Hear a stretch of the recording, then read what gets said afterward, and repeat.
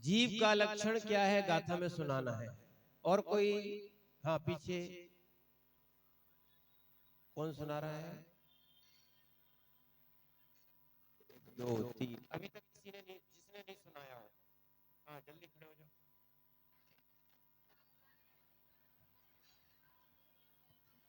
തിക്കാലേ ചതുപാടായിന്ദീവൽ മാവാട് പാടോയ വ്യവഹാരാസോ ജീവോടിച്ചടെ തോതു ചീരിടാജസ്.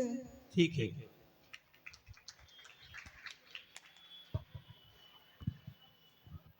दूसरे प्रकार से जीव का लक्षण, दूसरे प्रकार से जीव का लक्षण, 2 प्रकार से। हाँ, आपने नहीं सुना, जल्दी खड़े हो जाओ। अट्ठचजुणानदंसन सामान्यं जीवलक्षणं भड्यं व्यवहारा शुद्धन्या शुद्धं पुण्यदंशनं नानम। बहुत अच्छा, बैठो। और आगे बताते हैं, अमूर्तित अधिकार जो आया है उसकी गाथा कौन सुनाएगा? एक अमूर्त अधिकार होता है, किसका होता है ये अमूर्त? अमूर्त कौन होता है? अमूर्त कौन होता है? और मूर्त कौन होता है? मूर्त कौन होता है? मूर्त भी जीव होता है, अमूर्त भी जीव होता है। कौन होता है? कौन होता है? मूर्त भी जीव होता है और नहीं नहीं, अभी अभी भिन्न भिन्न पूछ रहे हैं, ठीक है ना? नहीं तो आज और आपको चीज समझा देंगे, समझना। जीव कैसा होता है? अमूर्त। कैसा होता है? अमूर्त। पुद्गल कैसा होता है? मूर्त। कैसा होता है? हाँ, मूर्तिक होता है। अब पहले नंबर इसकी गाथा सुनाओ, फिर हम आपको समझाएंगे। कौन सुनाएगा? जल्दी खड़े हो जाओ। हाँ, खड़े हो जाओ। हाँ, जल्दी खड़े हो जाओ कोई भी। वर्ण रस पंचगंधा दो फासा अठड़े छया जीवे नो संति अमुत्ति तदो व्यवहारा मुत्ति बंधा दो। बहुत अच्छा, बैठ जाओ। ध्यान रखना, अब अपन पूछा जाएगा कि जीव मूर्त है कि अमूर्त है? जीव मूर्त है कि अमूर्त है? जीव मूर्त है कि अमूर्त है? हाँ, ध्यान रखना, एकांत में नहीं जाना। जीव मूर्त भी है, अमूर्त भी है। उभयने की दृष्टि से देखो, पूरा ग्रंथ जो है ना, बड़ों बड़ों को समझ में नहीं आएगा, जो आप इसको समझ सकते हो, ठीक है? और अच्छे से समझ गए तो बहुत सारा जो एकांत है, संशय है, वो सब निकल जाएगा। अन्यथा पूरे जीवन भर भटकते रहोगे। अगर ये व्यवहार और निश्चय को नहीं समझा तो कई लोग पूरा जीवन एकांत में निकाल देते। जीव मूर्त है कि अमूर्त? मूर्त कैसे है? मूर्त कैसे है? व्यवहार से तो है, फिर और दिमाग लगाओ। हाँ, कर्म की उपाधि से सहित होता है या वर्ण रस आदि से सहित होता है तो मूर्त, और इससे अपने स्वभाव में आता है निश्चय से तो अमूर्त, ठीक है ना? देखो, अभी समझ में नहीं आएगा, फिर से समझा रहे हैं आपको। ये क्या है? ये क्या है? ये क्या है? अरे, ये है क्या? पुद्गल है कि पेन है? पुद्गल है कि पेन है? यानी ये पर्याय से पुद्गल है। किससे है? बहुत अच्छी बात, हमने आपसे पहले ही कहा था कि हम आपको घुमाएंगे, आप भी घूम जाओ। ये क्या है? पर्याय से पुद्गल है। ये पर्याय से पुद्गल है। अच्छा, ये क्या है? द्रव्य से पेन है। ये द्रव्य से पेन है। ये द्रव्य से पेन है। अच्छा, सीधा क्यों बोलते हो आप लोग? समझ रहे हैं आप बात को? ये पेन है कि पुद्गल है? पेन है कि पुद्गल है? पक्का? दो ही है। ये सफेद मैंने काला नहीं है, काला नहीं है, स्लेटी नहीं है, तो कितना है? ये पेन भी है, पुद्गल भी है, काला भी है, स्लेटी भी है, मैंने कितने हैं? 4 हो गए। और भी निकाले। ये ढक्कन नहीं है क्या? ये ढक्कन नहीं है क्या? ये ढक्कन नहीं है क्या? है। ये रबर नहीं है क्या? कितनी चीजें हैं? कितनी है? देखो आपको एक चीज बता रहे हैं, समझो। ये क्या है? एक चीज तो एक ही, अगर एक ही दृष्टि से मान लिया तो आप एकांत में हो जाओगे, गलत हो जाओगे। जैसे इसको कह दिया पेन ही है, पुद्गल नहीं है, या पुद्गल ही है, ये पेन नहीं है। ऐसी बहुत सारी चीजें जो देख लेता है। अभी और विषय आज आपको स्पष्ट करना है, इसलिए पेन को समझाना आवश्यक था। इसमें बहुत सारी चीजें हैं। क्या है? बहुत सारी चीजें, बहुत से धर्म हैं। इसी को कहते अनेकांत। क्या है? अनेकांत। यानी ये पेन भी है, ये पुद्गल भी है, ये काला भी है, ये स्लेटी भी है, और रबर भी है, ढक्कन भी है, आगे सब चीजें हैं। इसी का नाम क्या है? इसी का नाम क्या है? एक ही वस्तु में अनेक धर्म पाए जाए उसका नाम क्या है? एक ही वस्तु में अनेक धर्म पाए जाए उसका नाम क्या है? लोग कहे पुद्गल ही है, तो क्या हो जाएगा? एकांत हो जाएगा, गलत हो जाएगा, है ना? पुद्गल ही है, ये हो जाएगा एकांत। ठीक है ना? वैसे नए एक ही का कथन करते हैं, पर कथनचित लगा दोगे तो सही हो जाएगा। कथनचित पेन है, कथनचित पुद्गल है, तो ये बिल्कुल सही है। और पेन ही है, ये गलत हो जाएगा। पुद्गल ही है, ये गलत हो जाएगा। क्या हो जाएगा? हाँ, इसको कहते हैं मिथ्या एकांत। जो ही बता रहे थे हम, ये पेन ही है, इसको कहते हैं मिथ्या एकांत। क्या बोलते हैं? मिथ्या एकांत। ठीक है ना? अब देखना, एक सम्यक एकांत भी होता है। कैसे है? ये पेन भी है, या कथनचित पेन है, ये सम्यक एकांत। देखो, बीच क्लास में बीच में नहीं आना, नहीं तो आधी बात समझ में आएगी, आधी नहीं आएगी। इसीलिए जितने दिन बाकी बचे हैं, भले भोजन हो पाए, नाश्ता हो पाए, नहीं तो अपना ये ज्ञान का भोजन पूर्ण रूप से करना है। नहीं तो क्या है, समझ में नहीं आएगा। बीच में से आओगे बिल्कुल समझ में नहीं आएगा। इसलिए हम पहले नहीं आए, आप पहले आ जाओ, उसके बाद आप बैठोगे तो आपको बड़ा आनंद आएगा शुरू से। ठीक? अब इसके बाद समझ में आ गया ना, ये पुद्गल है कि नहीं, पेन है कि नहीं, सब ये स्लेटी है कि नहीं, काला है कि नहीं, है ना? ऐसे ही आत्मा क्या है? एक गुण नहीं होते, आत्मा में बहुत से गुण होते हैं। मूर्त भी है और आत्मा। अब अपन को नए लगाना पड़ेगा। क्या लगाना पड़ेगा? हाँ, क्योंकि आगे और विषय आने वाला है, इसलिए इसको पूछ लिया था। अच्छा, आत्मा कितने ग्राम की होती है? आत्मा कितने ग्राम की होती है? माने चींटी की आत्मा, माने जो चींटी बनती है वही चींटी बनती है? नहीं, तो चींटी की आत्मा छोटी होती है। ठीक है ना? माने क्या बोलते हैं, हाथी की आत्मा बड़ी होती है। ये कैसे होती है? कैसे होती है? ठीक है ना? ये संकोच विस्तार में गुण पाया जाता है। कौन सा? इसमें संकोच विस्तार गुण पाया जाता है। इसलिए आत्मा जो है ना, जिस शरीर में जाती है उस शरीर के आकार की भी हो जाती है, उतने बराबर हो जाती है, स्वदेह परिमाण हो जाती है। किसी हो जाती है? ठीक है, अब आगे अपन चलते हैं।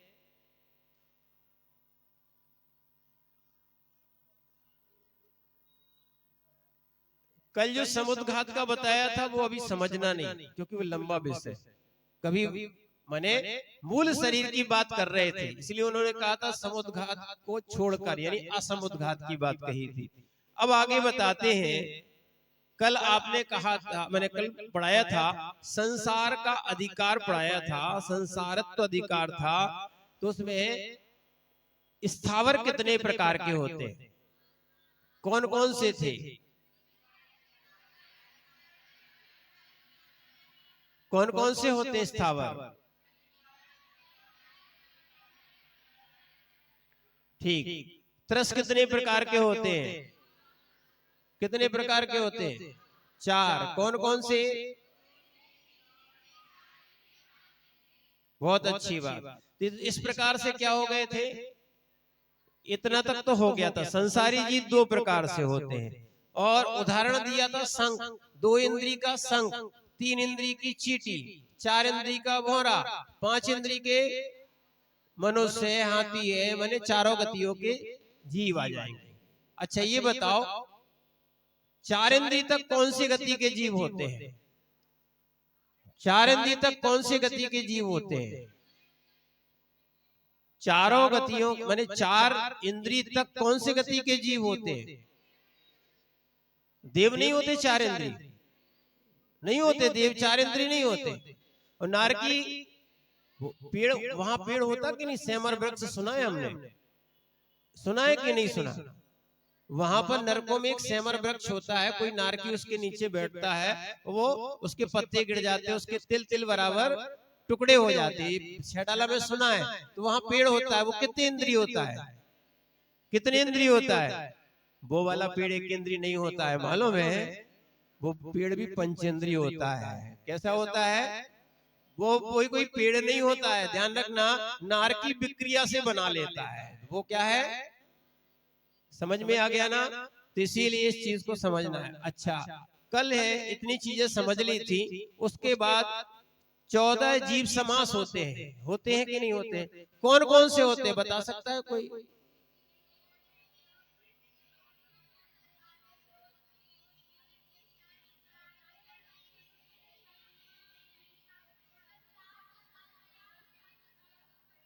क्या होते हैं? 14 जीव समास होते हैं। मालूम है कौन कौन से होते हैं? आप लोग नहीं आए थे शायद। सुनो, इंद्रियां कितनी होती हैं, कितनी होती हैं? अब एक काम करो, 5 में एक और लगा दो, कितनी हो गई ये? एक में एक और लगा दो, कितनी हो गई? समझ में आ गई कि नहीं? 1 के 2, 5 के 2, 1 के 2, 5 के 2, बाजार नहीं है, सुनना, 1 के 2, 5 के 2, बोलो कुल मिला के कितने हो गए, कितने हो गए? ठीक है ना? 1 के 2, 5 के 2, किसके 2? माने एक इंद्री के 2 भेद और 5 इंद्री के भी 2 भेद, कितने भेद? ठीक है ना? तो यहाँ पर एक इंद्री के 2 भेद, कौन कौन से? सूक्ष्म, सूक्ष्म बादल, कौन सा? 5 इंद्री के 2 भेद, कौन कौन से? संगी और अपन पढ़ ही चुके हैं। ये विषय इसलिए नहीं पूछा था, आप संगी हो कि असंगी हो? क्यों? बिना मन के काम करोगे तो असंगी नहीं कहलाओगे, पक्का है? हाँ, 3 गति के जीव संगी होते हैं, 3 गति के जीव संगी होते, कौन कौन से? कौन कौन से? हाँ ध्यान रखना, ये संगी ही होते हैं, ठीक है ना? तो अब जीव समास पूछ रहे थे, तो ये 7 हो गए ना, 7, पर्याप्तक और अपर्याप्तक। कितने हो गए पर्याप्तक और? तो कितने हो गए? 14 प्रकार के जीव समास हो गए। कौन कौन से? 1 के 2, 5 के 2, तो बाकी बीच के 1 1। समझ में आ गया कि नहीं? क्या है, ऐसा गणित लगाना चाहिए कि दिमाग में बैठ जाए वो, ठीक है ना? अब 14 जीव समास कुछ भूलोगे नहीं। इंद्रिया कितनी होती है, कितनी होती है? अब इसको 7 कैसे करोगे? समझ में आ गया ना? और इसके क्या कहो, पर्याप्त और, ठीक है, अच्छी बात है। अब इसके बाद अपन चलते हैं मार्गणा, ठीक है ना? मार्गणा और गुणस्थान क्या है? अच्छा, ये समझ में नहीं आया था क्या?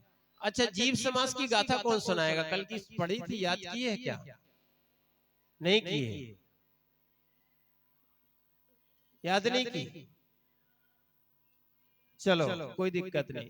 आज थोड़ा सा और मेहनत करके, क्योंकि अपन को लगभग 25-30 गाथाओं का एक कोर्स करना है, इसीलिए इस चीज को समझेंगे। आज समझते हैं मारगणा और गुणस्थान क्या है। मारगणा यानी पहले कहे गुणस्थान। गुणस्थान को संक्षेप और सामान्य भी कहते हैं। क्या कहते हैं? संक्षेप और सामान्य भी कहते हैं। गुणस्थान किसे कहते हैं? हाँ, संक्षेप और सामान्य भी कहते हैं, ठीक है ना। अब गुणस्थान किसे कहते हैं? छोटे से 2 शब्दों में। हाँ, कौन कौन से? हाँ, मोह और योग से जो परिणाम बनते हैं उसका नाम गुणस्थान। मोह और योग से जो परिणाम बनते हैं वो क्या है? ठीक है ना, सीधा सीधा अब शब्द से चले। गुणों का स्थान गुणस्थान क्या है? माने हमारे अंदर दुर्गुण है कि सुगुण है, हमारा वैसा गुणस्थान बनेगा। हमारे अंदर संक्लेश भाव है कि विशुद्धि भाव, उससे चलेगा क्या? गुणस्थान। क्या चलेगा? अब समझ में आ रहा ना? गुणस्थान। आप गुस्सा कर रहे हो, आपका गुणस्थान बढ़ेगा कि घटेगा? बढ़ेगा ना? बढ़ेगा। बहुत अच्छी बात, क्या बात है, यही तो हम पूछने वाले थे। गुस्सा करने से गुणस्थान बढ़ता है ना, और साधना करने से गुणस्थान घटता है। कैसी बातें करते हो आप लोग, ऐसे नहीं होता है। इसलिए मंदिर में अगर माने पूजा करते समय अगर चिल्लाओ नहीं, गुस्सा नहीं करो, तो पूजा काय की होती है? गुण बढ़ता कि नहीं बढ़ता है? बढ़ता कि नहीं बढ़ता? गुस्सा करने से गुणस्थान बढ़ता कि नहीं बढ़ता? नहीं बढ़ता। समझ में आ रहा कि नहीं? इसीलिए जो जो गुणस्थान पे प्राप्त बढ़ाना चाहता है उसके लिए ध्यान रखना, मोह और योग। मोह जानते हो ना? मोह और योग, ठीक है ना। इससे गुणस्थान ध्यान रखना घटता है। जैसे जैसे मोह कम होता है गुणस्थान बढ़ता है, और योग अच्छे होते हैं, शुभ होते हैं, तो गुणस्थान बढ़ता है, ठीक है ना। जैसे कल आपको ये बताया था, माना कि आपका क्या है? आपका पेन है। किसका पेन है? ठीक है ना, हमारा नहीं, आपका है। और यदि हम इसको तोड़ दे तो, ये इसको कोई ले जाए तो दुख होगा। माने इसमें आपकी आत्मा है, इसमें आपकी आत्मा है, मोह है। इसी से गुणस्थान घटता है। किससे? मोह से। जहां जहां जीव का मोह पहुंचता है, मोह बढ़ाओगे तो गुणस्थान बढ़ेगा। समझ में आ रहा कि नहीं? गुणस्थान घटेगा। इसीलिए बहुत सारे लोग बोलते हैं बहुत पहचान होना चाहिए। क्या होना चाहिए? ध्यान रखना, इससे गुणस्थान बढ़ेगा ना। हाँ, ध्यान रखना, इसलिए पहचान नहीं होना चाहिए, पहचान स्वयं की होना चाहिए। किसकी होना चाहिए? स्वयं की आत्मा की पहचान करना चाहिए, ठीक है ना। आगे अपन बताते, गुणस्थान समझ में आ गया कि नहीं? ये 14 होते हैं, मालूम, 1 से लेके 14 तक होते हैं, ठीक। कभी मौका लगे तो गुणस्थान के नाम याद कर लेना, नहीं तो अभी तो इतने ही समझो। गुणस्थान कितने होते हैं? 14 होते हैं। मारगणा यानी क्या होता है मालूम है?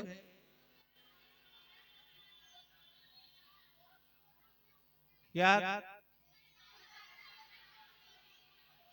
ठीक है, मारगणा का अर्थ है खोज। किसकी? परमाणु की खोज, है ना, एटम बम की खोज। किसकी खोज? जीव की खोज। जहां जहां की जाए उसका नाम, हाँ, मारगणा। किसका?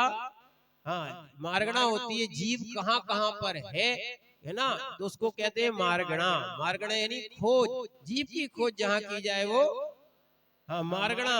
कैसे? अरे मारगणा जो है ना, कैसे बनती है? जैसे मोह और योग से गुणस्थान बनता है, तो मारगणा कैसे बनती है?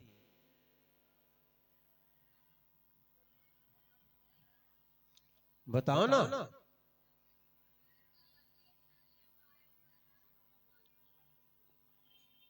छोटी सी, हमने कहा ना अभी क्लास चल रही है, तो इसलिए मैंने शिविर चल रहा है, तो इसमें छोटे समय में छोटी बातें समझाई जाती है। मारगणा किसे कहेंगे? अपना अपना कर्मोदय। क्या है?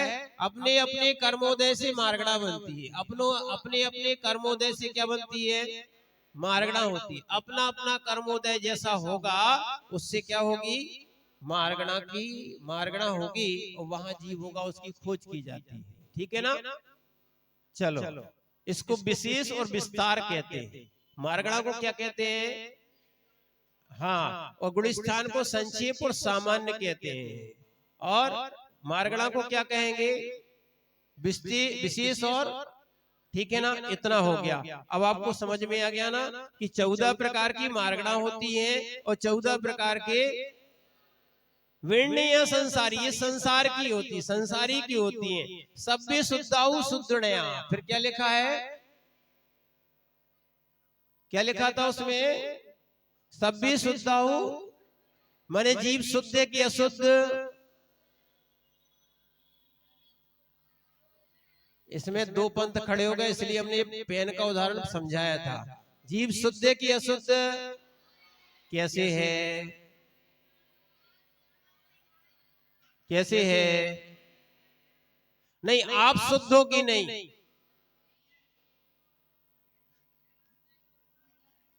आप शुद्ध हो कि नहीं? इसमें पंथ खड़ा है, इसलिए आज हम थोड़ा सा समय लेके हमने थोड़ा सा और ज्यादा हमने कहा समझाएंगे। आप शुद्ध हो कि नहीं? आप शुद्ध हो कि नहीं? आप शुद्ध हो कि नहीं? सब यही बोलेंगे, पर क्या करें? आप शुद्ध हो कि नहीं? है हो? जीव हो कि नहीं?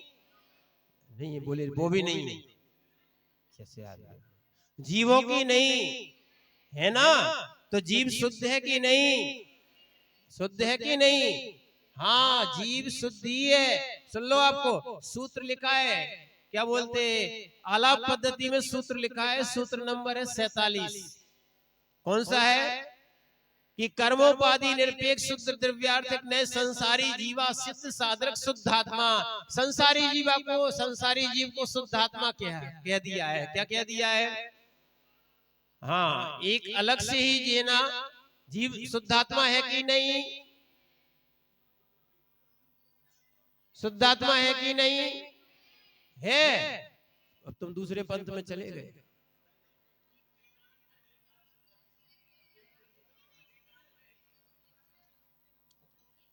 बोले शुद्धात्मा कह दो तो फिर गड़बड़ काम हो जाता है।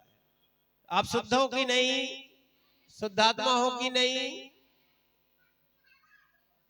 देखो, इस चीज को समझ लो, नहीं तो जीवन भर नहीं समझ पाओगे। अगर कोई साधु या किसी का समागम नहीं मिला। आप शुद्धात्मा हो कि नहीं? आप शुद्धात्मा को है कि नहीं? आप शुद्धात्मा नहीं हो? है? अभी नहीं हो? अभी नहीं हो? हम तो ये कह रहे, देखो सूत्र मिला हमारे पास, 47 नंबर सूत्र हम लिख के लाए, अच्छे से पढ़ लेना। देखे? हाँ, क्या है? शुद्ध बनना है। बोले शुद्ध नहीं। क्या है? देखो, बाकी तो हम समझा देंगे। कर्मोपाधि निरपेक्ष सूत्र द्रव्यार्थिक नय। कौन सा? जब कर्म को हटा देंगे, एक नय ये भी है। द्रव्यार्थिक नय के 10 भेद में पहला भेद है कर्मोपाधि निरपेक्ष। यानी कर्म से जब अलग कर देंगे, कर्म से जब अलग कर देंगे, तब उसको देखेंगे तो शुद्ध दिखेगा। कर्मोपाधि निरपेक्ष देखेंगे, कर्मोपाधि निरपेक्ष देखेंगे तो क्या दिखेगा? शुद्ध दिखेगा। इसलिए समझो, हम शुद्धात्मा हैं कर्मोपाधि निरपेक्ष से। किससे? समझ रहे हैं आप बात को? क्या है, जब कर्म को अलग कर दोगे, आत्मा अशुद्ध कैसे? अब आपसे ही पूछना चाहते हैं, आत्मा अशुद्ध कैसे? कर्मों के कारण आत्मा क्या है? कर्मों के कारण क्या है आत्मा? और हमने कल आपको बताया ही था। देखो, मैं आपकी भूमिका बनाते जा रहे थे, हमने आपसे कहा था संयोग से अशुद्ध होता है, संयोग से अशुद्ध होता है। आत्मा में माने कर्मों का संयोग हो गया है, इसलिए वो क्या हो गया? अशुद्ध हो गया है। पर आत्मा कैसी है? आत्मा कैसी है? शुद्ध है। संसारी जीव भी कर्म की उपाधि से रहित देखेंगे तो कैसी रहेगी? शुद्ध है। और कर्मों की उपाधि से सहित देखेंगे तो अशुद्ध। ये अंतर था। समझ में आया? क्या है? शुद्धात्मा है कर्म से रहित अवस्था में, अशुद्धात्मा है कर्म से सहित अवस्था में। समझ में आ गया? इतना तो समझ में आ गया ना? अब आपको ज्यादा गणित नहीं बता रहे हैं या ज्यादा कठिन विषय नहीं बता रहे हैं। कर्म के साथ देखेंगे तो, कर्म के साथ देखेंगे तो अशुद्ध, कर्म से रहित देखेंगे तो ठीक है ना? तो इसीलिए कम से कम ये चीज देखना बहुत आवश्यक है। इसीलिए हम भी भगवान आत्मा हैं और हम भगवान आत्मा बन सकते हैं। हमारे अंदर वो शक्ति है, अभिव्यक्ति नहीं है। क्या है? अभी शक्ति है। क्या है? हाँ, शुद्ध होने की शक्ति है इस आत्मा में। जैसे दूध में घी है कि नहीं? दूध में घी है कि नहीं? बोलो ना है। बोले नहीं है। भले डेयरी वाले में हो या ना हो, देसी वाले में होता है। समझ रहे हैं आप? दूध में घी है कि नहीं? दूध घी है कि नहीं? दूध घी है कि नहीं? दूध में घी है कि नहीं? दूध घी है कि नहीं? नहीं। ऐसे ही आत्मा वास्तविकता में अशुद्ध नहीं है, पर कर्मों के कारण उसमें अशुद्धता आ जाती है। दूध में घी है। ऐसे ही संसारी आत्मा भी एक अपेक्षा से सभ्य शुद्धाउ शुद्धनया, ये गाथा बोल रही है। एक अपेक्षा से कैसी है? शुद्ध है। और अब कोई कह दे तो चिढ़ना नहीं। और नहीं तो कई लोग पूछे तुम कौन हो? बोले हम शुद्ध आत्मा। अशुद्ध आत्मा नहीं हो? बोले नहीं है। तो आप संसार में कहां घूम रहे? आपको सिद्धालय में होना चाहिए था। दोनों दृष्टि से समझो। क्या है? शुद्ध भी है, अशुद्ध भी है। कैसी है? कौन सी बात कहते हो? दो बातें कैसे कहते हो? दो बातें कैसे बोलते? आप समझ में नहीं आए। शुद्ध भी है और अशुद्ध भी है। क्या है? हाँ, कर्म की उपाधि से रहित या कर्म रहित देखोगे तो शुद्ध है, कर्म सहित देखोगे तो। अभी वर्तमान में कैसे हो? कर्म रहित हो कि कर्म सहित हो? कर्म सहित हो पक्का? ठीक है, चलो आगे अपन समझते हैं। तो इसीलिए ये दो नए का कथन है। अगर वास्तविकता में द्रव्यानि माने जीव, इसको क्या बोलते हैं, द्रव्य संग्रह को अच्छे से समझना है तो बहुत सारा अध्ययन करने के बाद ही जो पढ़ा हो वो ही पढ़ा सकता है। नहीं तो वो बेचारा भी संशय में रहेगा और पढ़ने वाला भी संशय में रहेगा। आराम समझ में आपको? ये द्रव्य संग्रह सामान्य ग्रंथ नहीं है, ठीक है ना? जितना आपने पढ़ लिया हो सकता है इसकी इतनी उम्र में तो हमने नहीं पढ़ा था। आप लोग का पुण्य है। क्या है? समझ रहे ना? हाँ, नहीं तो हम लोग भी बड़े संशय में थे कि शुद्ध है कि अशुद्ध है। शुद्ध कोई बोले तो विरोध करते थे, अशुद्ध बोले तो हाँ बोलते थे, पर मालूम ही नहीं था। इसीलिए कुछ चीजों को समझना बहुत आवश्यक है। अपने यहाँ भगवान की वाणी असत्य नहीं है, सत्य है। पर कई लोगों ने अशुद्ध वाला एक पंथ बना लिया और कई लोगों ने शुद्ध वाला एक पंथ बना लिया। क्या बना लिया? समझ रहे ना आप बात को? तो ये जो है ना, ये बिल्कुल गलत किया है। न शुद्ध वाले पूर्ण रूप से जो एकांत है ना, हमने अभी बताया था, मिथ्या एकांत हो जाएगा जिसने शुद्ध ही मान लिया और एक ने अशुद्ध ही मान लिया। क्या मान लिया? अगर एक एक मान लोगे तो मिथ्या एकांत हो जाएगा। शुद्ध भी है, अशुद्ध भी है। कथनचित शुद्ध है और कथनचित अशुद्ध है। इस प्रकार अपन को समझना चाहिए। बहुत अच्छा हुआ। आगे और समझते हैं। गाथा नंबर 14 कौन सी है? 13 की 14? पक्का? ठीक। 14 नंबर की गाथा में सिद्धत्व और ऊर्ध्वगमन अधिकार आ रहा है। किसका? हाँ, ये अपने अधिकार चल रहे थे। सिद्धत्व और ऊर्ध्वगमन अधिकार है, ठीक है ना? आत्मा जो है ना, अब एक और चीज देखना है। आत्मा, सुनना, आत्मा से जब कर्म अलग होते हैं, आत्मा से कर्म अलग होते हैं तो आत्मा कहां जाती है? कहां जाती है? क्यों जाती है? क्या है? सुनना, आत्मा जब जो पेड़ पेड़ देखा आपने, पेड़ में फल देखा, अगर उसको फल को गिरा दिया जाए तो कहां जाता है? आत्मा ऊपर कैसे जाती है? उसको भी नीचे जाना चाहिए ना, नीचे जाना चाहिए ना, कहां जाना चाहिए? ऊपर जाती है। ऊपर जाती है तो फिर नरक कैसे जाती है? कैसे जाती है? आत्मा का जाति कहां है ये बताओ पहले नंबर तो। ऊपर जाती है कि नीचे जाती है? ऊपर जाती है कि नीचे जाती है? ऊपर जाती है, नीचे नहीं जाती। नीचे नहीं जाती। फिर एकांत से बोल रहे आप लोग। क्या है? ध्यान रखना, ऊर्ध्व गमन करना आत्मा का स्वभाव है। बोले कैसे? जैसे अग्नि को देखना, एक मोमबत्ती लेना, कैंडल जिसको बोलते हैं, उसको सीधा रखोगे तो उसकी लौ कहां जाएगी? इधर करोगे तो कैसी जाएगी? इधर करोगे तो कैसी जाएगी? बुझ नहीं जाएगी, ऊपर जाएगी।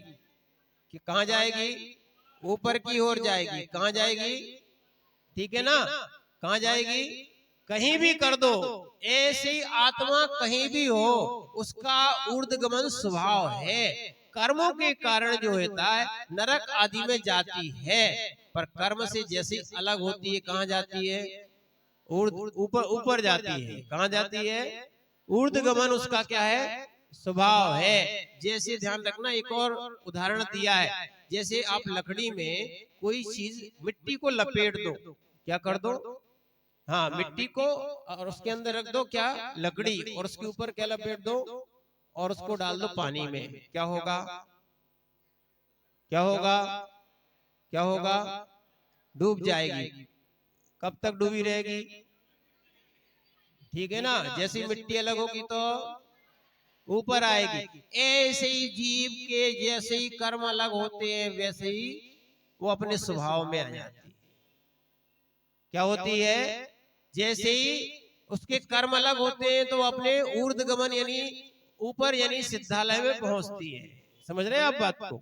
ऊपर ध्यान रखना, ऊपर सिद्धालय में निगोदिया जीव भी जाते हैं, पर भी कर्म से रहित नहीं होते। मालूम है सिद्धालय में कौन कौन रहता है?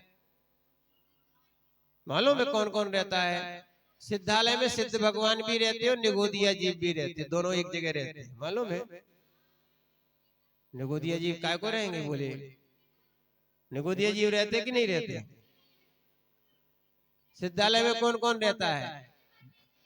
बस, और कोई नहीं रहता? वाह, क्या है?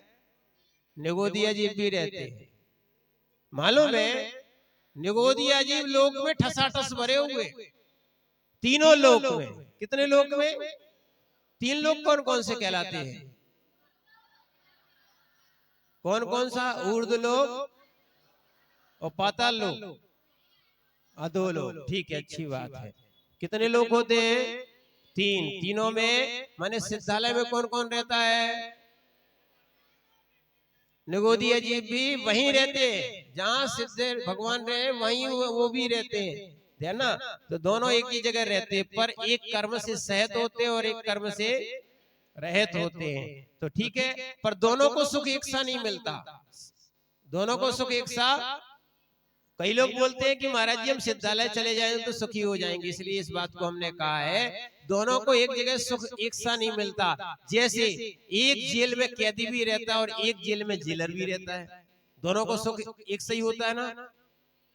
क्यों? जेल में तो रह रहे। समझ में आया कि नहीं? क्या है? कई महाराज भी जेल जाते हैं, जाते कि नहीं जाते? हम लोग भी गए थे एक दिन, मुनि अवस्था में जेल गए थे। कहाँ गए थे? कोटा की जेल गए थे हम लोग। कहाँ गए थे? समझ रहे आप बात को? फिर भी दुखी नहीं थे, फिर भी कोई हथकड़ी नहीं थी। क्या था? हाँ, कोई भी देने गए गए तो थे, जेल में गए थे। कहाँ गए थे हम लोग? जेल में गए थे। उसके बाद भी दुखी क्यों नहीं थे? ध्यान रखना, जो कर्मों से सहत होता है उसकी अलग अगला अवस्था होती है।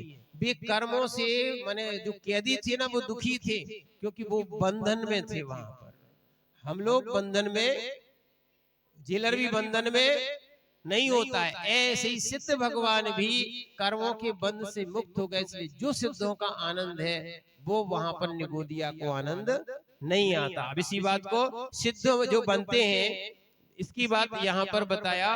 वो सिद्ध भगवान कैसे हैं? ऋक्कम्मा, ऋक्कम्मा, निकम्मा नहीं, बोलो ऋक्कम्मा, ऋक्कम्मा, ऋक्कम्मा, अठ गुणा, अठ गुणा, ऋक्कम्मा अठ गुणा, ऋक्कम्मा अठ गुणा। पढ़िए,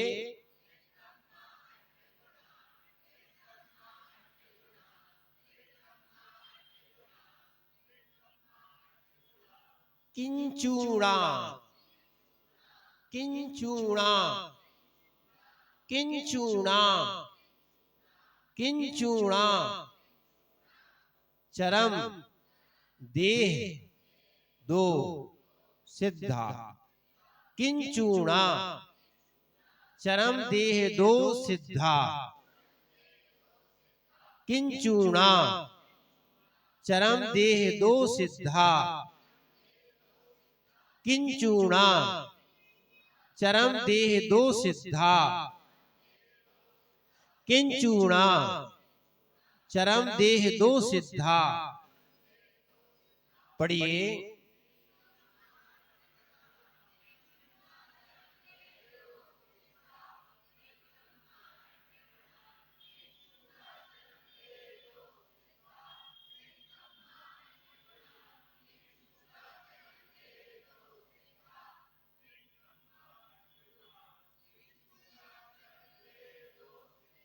लोयक गठदा, लोयक गठदा, लोयक गठदा, ऋचा, ऋचा, लोयक गठदा ऋचा, लोयक गठदा ऋचा। पढ़िए,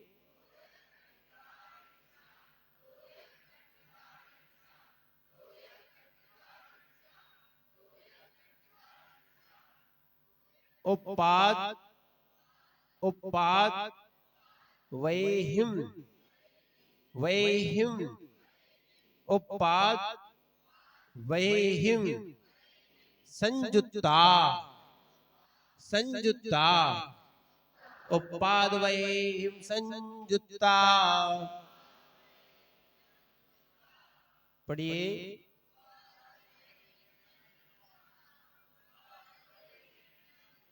पूरी लाइन। लोयक,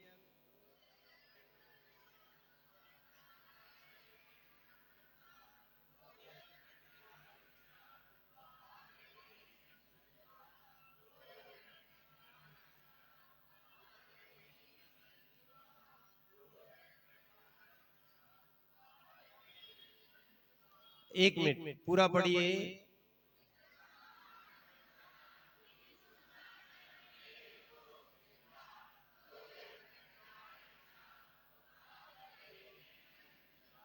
चलिए ठीक है, अब इसको अपन समझते हैं। ऋक्कम्मा यानी निकम्मा, निष्कर्म, निकम्मा नहीं, कौन सा? हाँ, निकम्मा भी नहीं कर्मा, कर्मों से रहित है सो निकम्मा। ठीक, अठ गुणा, 8 गुण होते हैं। भगवान मुक्त है कि अमुक्त? कैसे कैसे कहते हैं?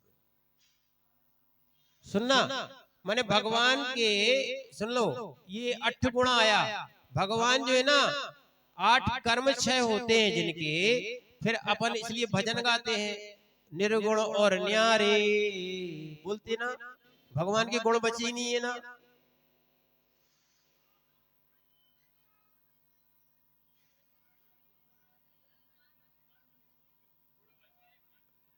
ध्यान रखना, कर्म से ध्यान रखना, गुण पहले थे क्या, ये पूछना चाहिए। आप कह रहे फिर गुण बचे हैं और कर्म अलग हो गए, अब ऐसे कैसे? अरे बोलना पड़ेगा, इसमें लिखा है भाई निकर्मा, ये कहां से आया?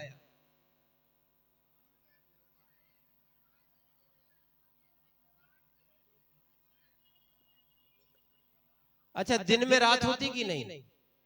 रात में दिन होता है कि नहीं? दिन में रात होती कि नहीं? रात में दिन होता है कि नहीं? समझ रहे हैं आप बात?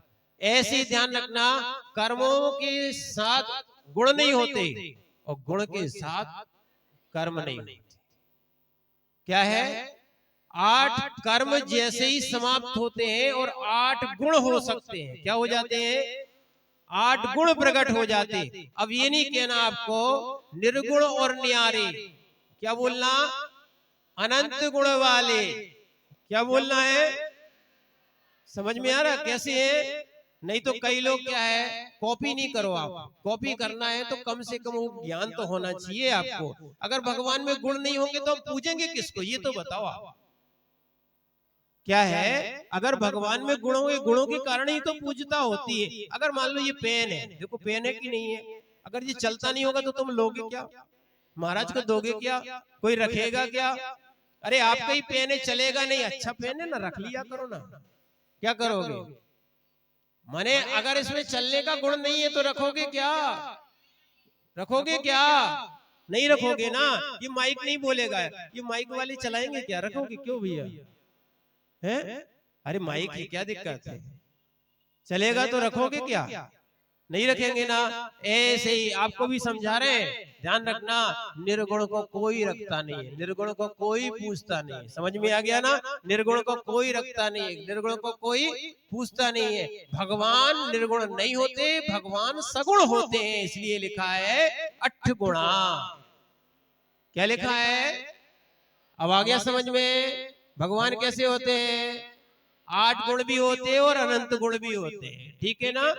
अब कर्म की अपेक्षा 8 गुण है, वैसे आत्मा की अपेक्षा अनंत गुण है, ठीक है ना? इसीलिए 8 गुण है, ठीक है। चरम देह 2, और चरम देह माने होती अंतिम देह। कौन सी देह? माने जिस देह से निर्वाण होता है, आखिरी देह, लास्ट, लास्ट कह दो उसको, यानी अंतिम देह, इसको चरम देह बोलते। किंचूणा क्या है? माने जो शरीर होता है ना, देखो अपना जो शरीर है यही भगवान का शरीर ऐसे ही होता है, कोई अलग नहीं होता है। पर अपने नाक में छिद्र है कि नहीं? है कि नहीं? मुंह में भी अंदर स्पेस है, सीधा सीधा। ये अपन को ये ढांचा दिख रहा है ना, जो आगे पीछे का, बीच में खाली है। डॉक्टर लोग से पूछोगे तब उनको मालूम पड़ेगा, बीच में क्या है? खाली है। यानी जब भगवान का मोक्ष होता है तो ये जो रिक्त स्थान है ये भर जाते हैं। आत्म प्रदेश ये बीच में नहीं है। कल बातें बताए थे आत्म प्रदेश कहाँ होते, ऊपर से लेके, पर ये नाक में अंदर जहाँ हाथ डालोगे ना तो वहां क्या है? आत्म प्रदेश नहीं है तो दर्द नहीं होगा। मुंह में जो है ना खाली स्पेस है, वहां दर्द नहीं होगा। तो अब जब मोक्ष होता है तो आत्म प्रदेश इकट्ठे हो जाते, माने एक ठोस होते हैं एक प्रकार से, तो किंचित न्यून हो जाते हैं। क्या हो जाते हैं? क्योंकि जब वो जगह भरेगी तो वो क्या हो जाएगी? किंचित, किंचित न्यून हो जाएगी। कैसी हो जाएगी? किंचित न्यून हो जाएगी। तो इसलिए कुछ कम जो उनकी देह होती है वैसी देह ऊपर रहेगी, माने देह नहीं, आकार, आत्म प्रदेशों का आकार, पर वो थोड़ा सा छोटा होता है क्योंकि ये जो स्पेस था वो पूरा भर गया है, ठीक। इसलिए ऐसा आगम में बताया है। और ऋचा, सुनना, वो विनाश रहे थे, यानी वो कभी लौट के वापस नहीं आए, उनका कभी मरण भी नहीं होगा। इसलिए हमने आपको पहले ही बताया था, हमने कहा बेस पहले ही तैयार कर दिया। आत्मा का मरण होता है कि नहीं? नहीं होता है, नहीं होता है, पक्का। आत्मा मरती नहीं, रोते क्यों है? तो मोह के कारण मरती भी है, फिर नहीं मरती। तो झूठे क्यों रोते हो?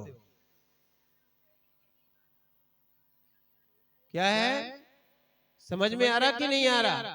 इसीलिए ध्यान रखना, आत्मा कभी मरती नहीं है, उस सिद्धों की भी नहीं मरती है। ये तो एक पर्याय से दूसरी पर्याय में संसार में घूमती है।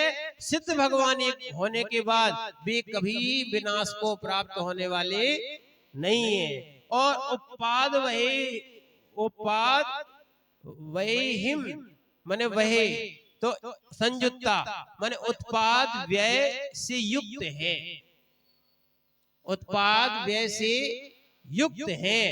और लोया गठ्ठदी, लोक के अग्र भाग में क्या होते हैं, विराजमान हो जाते हैं। भगवान कहाँ रहेंगे? लोक के अग्र भाग पे, सबसे सिद्ध शिला पे भी बैठते नहीं। जैसे अपन जमीन पर बैठे हुए हैं, ऐसे भगवान बैठे क्या? नहीं। आपने देखा वो गुब्बारा कभी छोड़ो गैस वाला, वो कहाँ होता है? बिल्कुल दीवार, अगर ये छत हो जाएगी तो छत पे ऊपर छोटे बड़े गुब्बारे छोड़ दोगे तो फिर क्या होगा? बिल्कुल ऊपर से बराबर होते हैं। ऐसी सिद्ध भगवान बैठते नहीं है, वो क्या है, लोक के अग्र भाग पर स्थिर हो जाते हैं। कैसे हो जाते हैं? शरीर तो यहाँ जाता ही नहीं है, शरीर यहीं नष्ट हो जाता है, उनका कपूर की भांति उड़ जाता है। जैसे कपूर उड़ जाता है ना, बाहर रख दो, पेपरमेंट उड़ जाता है, ऐसे ही भगवान का और देवों का शरीर अपने आप उड़ जाता है। कैसा हो जाता है? इसीलिए वो ऊपर जाके रुक जाते हैं। तो अब ये बात समझ में आई ना, सिद्ध का ऊर्ध्वगमन। सिद्ध कैसे होते हैं? कैसे होते हैं? ऋक्कम्मा, फिर 8 गुणों से सहित होते हैं, किंचित न्यून होते हैं, उन चरम देह वाले सिद्ध होते हैं। और लोया गठ्ठदी डिच्चा, और कैसे हैं? लोक के अग्रभाग में रहते हैं, नित्य रहते हैं, और उत्पाद व्यय ध्रुव से युक्त होते हैं। ठीक है, ये उत्पाद व्यय ध्रुव ये समझ में नहीं आएगा। आता है कि नहीं आता? नहीं आता है। उत्पाद का अर्थ है उत्पन्न होना, व्यय का अर्थ है नष्ट होना, और क्या बोलते हैं, ध्रुव का होता है स्थिर रहना। उत्पाद व्यय ध्रुव ये पर्याय हैं। ये सब क्या है? हाँ, द्रव्य होता है सत। क्या होता है? सत। आपने तत्वार सूत्र में पढ़ा होगा, उत्पाद व्यय ध्रुव युक्तम सत। क्या पढ़ा था? उत्पाद व्यय ध्रुव युक्तम सत। यानी ध्यान रखना, ये पेन बना नहीं बना? पेन बना है कि नहीं बना? कि अपने आप वैसे ही बना था? पेन बना कि नहीं? ये उत्पाद हो गया। और पहले ये प्लास्टिक जो था उसका व्यय हो गया, ठीक है ना? क्या हो गया? उस प्लास्टिक की पर्याय जो थी, दाने आने जो भी रहे हो, उसका व्यय हो गया और ये बन गया, पेन बन गया। उसका विनाश हो गया और ये बन गया, पर प्लास्टिक तो प्लास्टिक ही रहा ना। तो उत्पाद पेन का, व्यय दाने का, और जो माने द्रव्य था वो क्या है, एक प्रकार से स्थिर रहा, उसका नाम क्या है? ध्रुव। आ गया समझ में? ऐसे हम भी पहले कोई ना कोई पर्याय में थे, आगे भी कोई पर्याय में जाएंगे। ये नहीं है कि इस पर्याय के बाद नाश ही हो जाएंगे, ठीक है ना? तो ऐसे ही उनमें भी भले कुछ भी हो, वहां भी उनमें उनके गुणों में उत्पाद व्यय ध्रुव चलता रहता है, ठीक है ना? ये विषय कभी आगे कोई पढ़ेगा या विषय आएगा तो समझाएंगे। तो ठीक है ना, ये सिद्धत्व अधिकार था। अब अजीब द्रव्य एवं उनके मूर्तिक अमूर्तिक पना। अब यहां से शुरू होता है 15 नंबर से अजीब द्रव्य। अभी तक क्या क्या चल रहा था? अभी तक क्या चल रहा था? अब अजीब द्रव्य की बात कर रहे हैं। अजीब द्रव्य कितने कितने होते हैं, कौन कौन से होते हैं, अब यहाँ पर भेद कहेंगे। वैसे द्रव्य कितनी होती है? 1 2 6, कितनी होती है? 2। द्रव्य कितनी होती है? 2। मूल है 2। अब उसके अजीब द्रव्य के यहाँ पर बता रहे हैं, अजीवो अजीवो अजीवो पुण्यो पुण्यो अजीवो पुण्यो अजीवो पुण्यो धम्म नहीं पुग्गल धम्मो पुग्गल धम्मो अधम्म आयासम आयासम अज्जीवो पुण्यो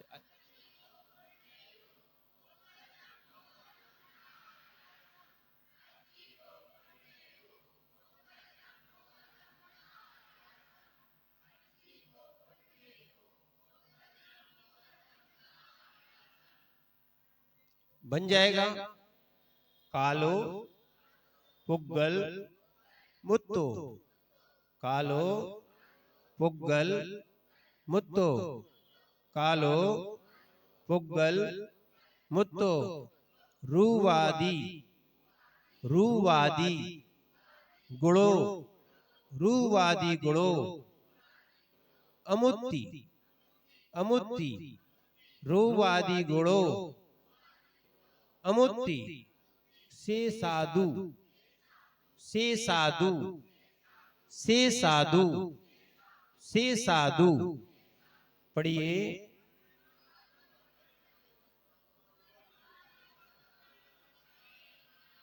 कालो पुग्गल मुत्तो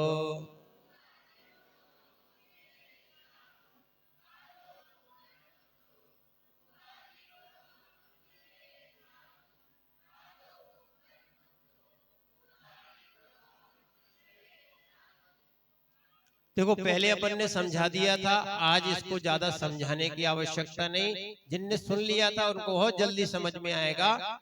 अजीवो पुण्यो, देखो अजीवो यानी पुण्य यानी और, है ना। अजीवो जो अजीव है, पुण्यो वह और पुण्यो यानी जानना चाहिए। कैसा?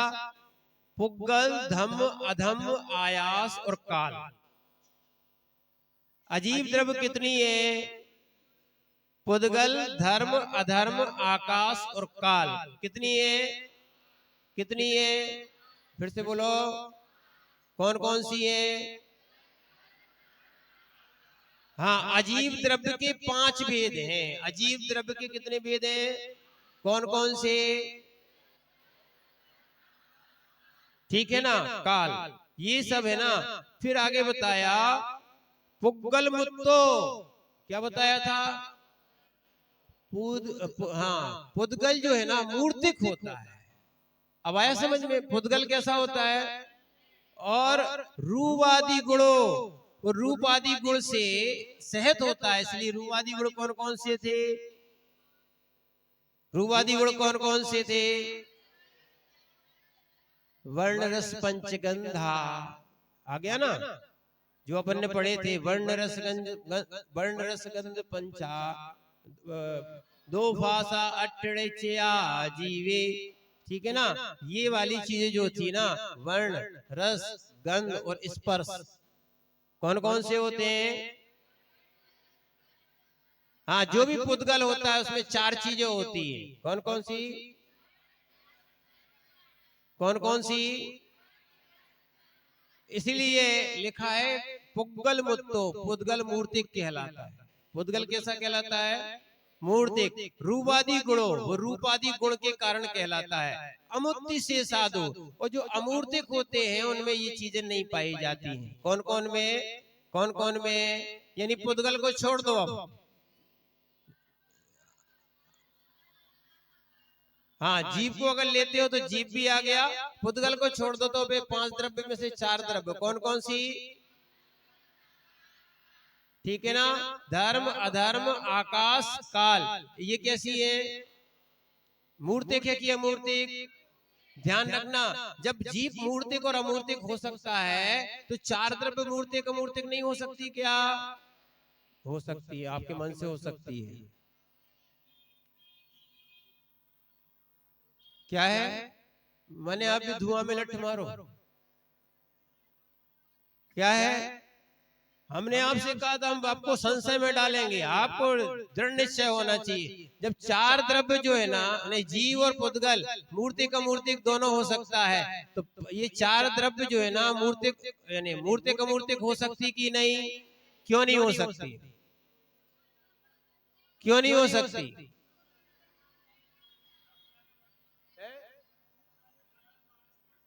ये बात नहीं है, हमने आपको पहले बताई थी, इसलिए तो कह रहे आप। क्या है? पढ़ना मन नहीं होता है, ये कौन सी बात हो गई? कहां से सीख लिया आप लोगों ने? अरे सीधी सीधी बात है, पहले बताई थी, ये संयोग को प्राप्त नहीं करती हैं, इनमें संयोग होता ही नहीं है। संयोग दो ही द्रव्य में होता है, वियोग भी होता है, संयोग भी होता है। किसमें? जीव और पुद्गल में होता है। अन्य द्रव्यों में संयोग नहीं होता, तो अशुद्ध ही नहीं होती और अन्य रूप ही होती है। समझ में आ रहा ना? इतनी सी बात थी, अपना अपना समय हो गया। और जो आपको पढ़ाया जा रहा है उसको समझने का, थोड़ा सा याद करने का प्रयास करें और परीक्षा भी दे, जिससे कि क्या रहेगा, आपको पता लगेगा कि हमने कितना याद किया है। ठीक? ओम नमः सिद्धेभ्यः। जिन वाणी के ज्ञान से सूझे लोकालोक, सो वाणी मस्तक नमो सदा देत रहुंदो। हे जिन वाणी भारती मातो है जपो दिन रे, जो तीनों शरणा कहे सो पावे सुख चैन। देव भजो अरहंत के, गुरु सेवा निर्गण, दया धर्म पालो सदा यही मोक्ष का